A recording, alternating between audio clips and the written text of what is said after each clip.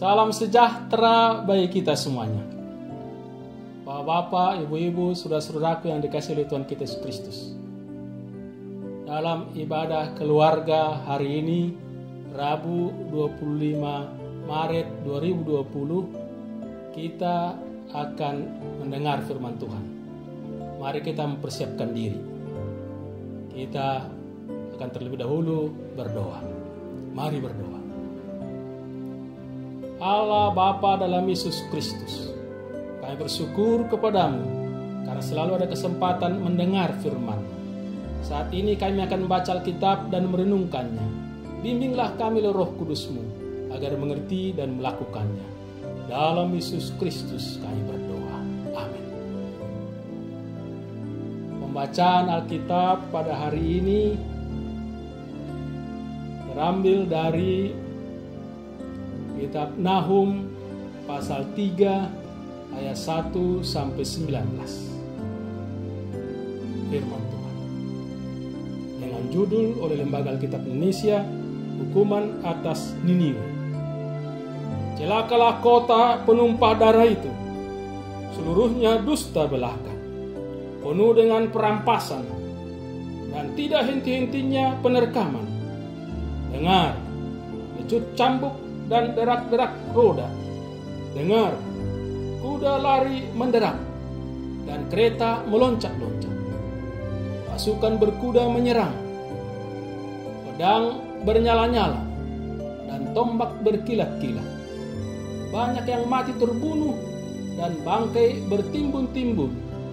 Tidak habis-habisnya mayat-mayat. Orang tersandung jatuh pada mayat-mayat. Semuanya karena banyaknya persundalan si perempuan sundal, yang cantik parasnya dan ahli dalam sihir, yang perdayakan bangsa-bangsa dengan persundalannya dan kaum-kaum dengan sihirnya. Lihat, aku akan menjadi lawanmu. Demikianlah firman Tuhan semesta alam. Aku akan mengangkat ujung kainmu sampai ke mukamu, dan akan memperlihatkan auratmu kepada bangsa-bangsa, dan kemaluanmu kepada kerajaan-kerajaan. Aku akan melemparkan barang keji ke atasmu, akan menghina engkau, dan akan buat engkau menjadi tontonan. Maka semua orang yang melihat engkau akan lari meninggalkan engkau serta berkata, Niniwe sudah rusak. Siapakah yang meratapi dia? Dari manakah aku akan mencari penghibur-penghibur untuk dia? Adakah engkau lebih baik dari Tebe, kota dewa Amon, yang letaknya di sungai Nil, dengan air sekelilingnya, yang tembok kotanya adalah laut, dan bentengnya adalah air? Ethiopia adalah kekuatannya, juga Mesir dengan tidak terbatas. Put dan orang-orang Libya adalah pembantunya. Tetapi dia sendiri pun terpaksa pergi ke dalam pembuangan, terpaksa masuk ke dalam tawanan. Bayi-bayinya pun diremukkan di ujung segala jalan. Tentang semua orang yang dihormati dibuang undi, dan semua pembesarnya dibelenggu dengan rantai. Engkau pun akan menjadi mabuk, akan menjadi tidak berdaya. Engkau pun akan mencari tempat perlindungan terhadap musuh. Segala kubumu adalah seperti pohon ara, dengan buah ara yang masak duluan. Jika diayunkan, maka jatuhlah buahnya ke dalam mulut orang yang hendak memakannya. Sesungguhnya laskar yang di tengah-tengahmu itu adalah perempuan-perempuan. Pintu-pintu gerbang negerimu terbuka lebar-lebar untuk musuhmu. Api telah memakan habis palang pintumu. Timbalah air menghadapi pengepungan. Perkuatlah kubu-kubumu. Pijaklah lumpur. Injaklah tanah liat. Peganglah acuan batu bata. Di sana api akan memakan engkau habis. Pedang akan membakar engkau. Akan makan engkau seperti belalang pelompat. Sekalipun engkau berjumlah besar seperti belalang pelompat, berjumlah besar seperti belalang pindahan, sekalipun kau perbanyak orang-orang dagangmu, lebih dari bintang-bintang di langit. Seperti belalang pelompat mereka mengembangkan sayap dan terbang menghilang. Sekalipun para penjagamu seperti belalang pindahan, dan para pegawaimu seperti kawanan belalang, yang hinggap pada tembok-tembok pada waktu dingin. Namun jika matahari terbit, mereka lari menghilang, tidak ketahuan tempatnya. Celaka, alangkah terlelapnya para gembalamu, Hai para negeri Asyur, para pemukamu tertidur, laskarmu berserak-serak di gunung-gunung, dan tidak ada yang mengumpulkan. Tiada pengobatan untuk cederamu, lukamu tidak tersembuhkan. Semua orang yang mendengar tentang engkau bertepuk tangan karena engkau. Sebab kepada siapakah tidak tertimpa perbuatan jahatmu terus-menerus? Demikianlah firman Tuhan. Terpujilah Kristus. Hosiana. Hosiana, Hosiana, Hosiana. Hukuman atas kesombongan Niniwe. Saudara-saudara, yang kita kenal juga berhubungan dengan Niniwe adalah Nabi Yunus. Kita tahu kisahnya. Tuhan mengutus Nabi Yunus untuk pergi ke Niniwe untuk mengajak mereka bertobat. Tetapi Yunus tidak mau. Yunus ingin agar Tuhan menghukum saja Niniwe, sebab penduduknya telah berbuat jahat di mata Tuhan. Yunus seperti mau katakan, semua orang juga tahu bahwa kota Niniwe itu penuh dengan kejahatan, maka yang pantas adalah dihukum. Mungkin yang ada dalam diri Yunus adalah, kalau berbuat jahat, ada sanksinya. Seperti mata ganti mata, gigi ganti gigi. Itu memang juga mau mengajarkan agar pikirkan dulu sebelum bertindak. Jangan sembarangan, jangan sesuka hati. Sebab ada akibat dari setiap tindakan, dari setiap perbuatan. Salah, dihukum. Jadi menurut Yunus, orang Niniwe harus dihukum. Tidak boleh diampuni lagi. Walaupun dalam perjanjian baru tentang mengampuni, Petrus pernah bertanya kepada Tuhan Yesus, berapa kali lagi saya mengampuni Tuhan? 7 kali kah? Yesus jawab, bukan, 70 kali 7 kali. Kemudian memberi perumpamaan tentang orang yang telah diampuni, tetapi tetap tidak mau mengampuni. Jadi yang Tuhan inginkan adalah kita harus mau mengampuni seperti Tuhan mau mengampuni kita. Jangan hanya ingin supaya diampuni, tapi tidak mau mengampuni. Tetapi tentang Niniwe, Yunus bersikeras mengatakan bahwa harus menghukum kota Niniwe yang jahat itu. Yunus tidak mau kalau Niniwe diampuni.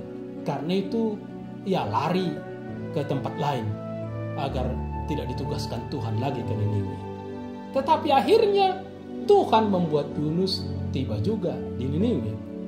Lalu dengan terpaksa Yunus memberitakan dan mengajak orang Niniwe untuk bertobat. Sebab kalau tidak akan dihukum. Ternyata orang-orang Niniwe itu mau bertobat.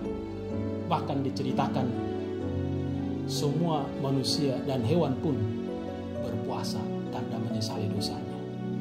Akhirnya tidak jadi dihukum oleh Tuhan. Walaupun Yunus tetap kecewa karena tidak jadi dihukum oleh Tuhan. Sekarang bacaan kita hari ini, Tuhan mau menghukum Niniwe lagi. Mengapa? Ternyata perbuatan Niniwe sudah keterlaluan. Mereka sudah diampuni pada peristiwa Yunus, tetapi kemudian mereka hidup dalam dosa lagi. Bahkan lebih buruk lagi kejahatannya dari sebelumnya. Sampai-sampai kota itu disebut kota penumpah darah. Karena secara kejam membantai banyak tawanannya. Ada kebejatan, pelacuran agama, sihir, ilmu gaib. Niniwe digambarkan sebagai pelacur yang menarik bangsa-bangsa lain kepada dirinya sehingga bisa mencuri harta bendanya. Bidang perdagangan, Niniwe dikenal tidak kenal peri kemanusiaan. Memang ini ada kesalahan para gembala, para pemimpin Niniwe itu. Niniwe itu adalah ibu kota dari Asyur. Mereka tidak bertanggung jawab. Yang seharusnya pemimpin memimpin dan melindungi rakyatnya. Niniwe sudah diberi kesempatan untuk bertobat, tetapi berulah lagi, seolah Allah tidak ada, tidak takut Tuhan, maka saatnya dihukum.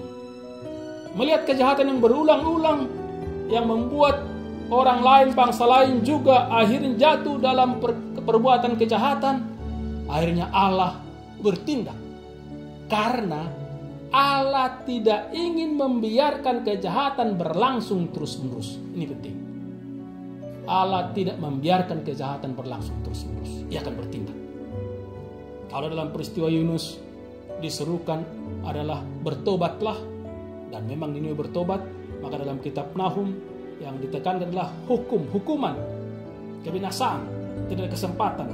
Karena sudah bertobat, diulang lagi dan sombong lagi, maka akan dibinasakan. Kita tahu dalam Alkitab firman Tuhan dikatakan bahwa pembalasan itu adalah hakku. Akulah yang akan menuntut pembalasan, firman Tuhan. Jadi bukan kita, manusia. Tuhan akan membalas kejahatan setiap orang. Ia akan menuntut kalau orang lain berbuat jahat. Nah, apa yang kita pelajari dari firman Tuhan yang kita baca tadi? Menurut saya, Tuhan memang memaklumi keadaan kita. Tapi bila kita berbuat salah, berbuat dosa, Tuhan ingin kita kembali kepadanya. Bahkan tangannya yang penuh kasih meraih dan menarik kita kembali kepadanya. Namun setelah diselamatkan, seharusnya kita tetap di dalam dan bersama-sama dengan Tuhan melakukan apa yang berkenan kepadanya. Tapi yang sering terjadi, kita mempermainkan kasih-Nya. Kita meninggalkan jalan Tuhan. Malahan kita menganggap Tuhan tidak ada. Dan kita tidak butuhkan. Kita melakukan berbagai kejahatan di mata Tuhan. Bukan hanya itu. Dalam hidup kita ajak orang lain berbuat jahat juga. Kita menganggap Tuhan tidak ada. Kita yang menentukan apa yang kita mau kita lakukan, walaupun itu kita tahu bertentangan dengan kehendak Tuhan. Apakah Tuhan diam? Kisah hukuman yang akan dijatuhkan Tuhan atas Niniwe menjadi pelajaran. Tuhan tidak tinggal diam. Dia akan bertindak pada waktunya. Tuhan tidak tinggal diam, dia akan bertindak pada waktunya. Nah, saudara-saudaraku, ada yang mengatakan bahwa COVID-19 ini hukuman Tuhan. Bagaimana menurut Bapak, Ibu, dan saudara-saudara? Apakah virus yang mewabah saat ini memang bentuk hukuman Tuhan atas kita? Semua kena. Pejabat, rakyat biasa, orang kaya, orang miskin. Berarti apakah kita semua telah berdosa? Tidak bisa saya jawab benar atau tidak. Yang pasti Tuhan ingin kita kembali ke jalannya, bersama-sama dengannya setiap saat. Kita diminta untuk terus datang dan mendapatkan kebaikannya. Memang Tuhan juga dapat memakai berbagai cara untuk mengingatkan kita agar kembali kepadanya. Mari kita datang kepadanya agar kita selamat, sekarang maupun yang akan datang. Tetapi tentang virus corona, memang ngeri sekali. Kalau kita kena, kita dirawat di rumah sakit. Tidak boleh, dan memang tidak ada yang dibolehkan membesuk kita, diisolasi. Bahkan kalau meninggal, harus cepat-cepat dimakamkan. Tidak boleh dihadiri oleh banyak orang. Yang hadir harus dipersiapkan dengan baik. Ada alat pelindung diri supaya jangan tertular. Lalu bagaimana menyikapinya? Kita harus disiplin, ikuti prosedur yang disampaikan para dokter, para pemimpin, pemerintah, juga pimpinan gereja kita. Ikuti aturannya, social distancing, jaga jarak dengan yang lain, hindari kerumunan, cuci tangan dengan sabun di air yang mengalir atau pakai hand sanitizer. Pola hidup sehat dan bersih, makan teratur dan bergizi, makan buah serta vitamin, olahraga, Istirahat tidur yang cukup. Jangan begadang.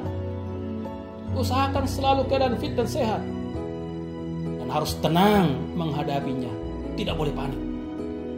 Yakin bahwa Tuhan menolong dan menyertai kita. Sekarang, kalau sudah begitu, sudah ikuti aturan yang ketat itu, tetapi tetap kena dan mati, bagaimana? Tidak apa-apa. Orang lain juga mati. Hidup dan mati di tangan Tuhan. Hak Tuhan mencabut kesempatan kita hidup di dunia ini dan memanggil kita kembali kepadanya. Apa yang penting? Yang penting kita tetap bersama-sama dengan Tuhan. Kalau kita tetap bersama-sama dengan Tuhan, maka hidup atau mati sama saja. Tidak perlu terlalu panik.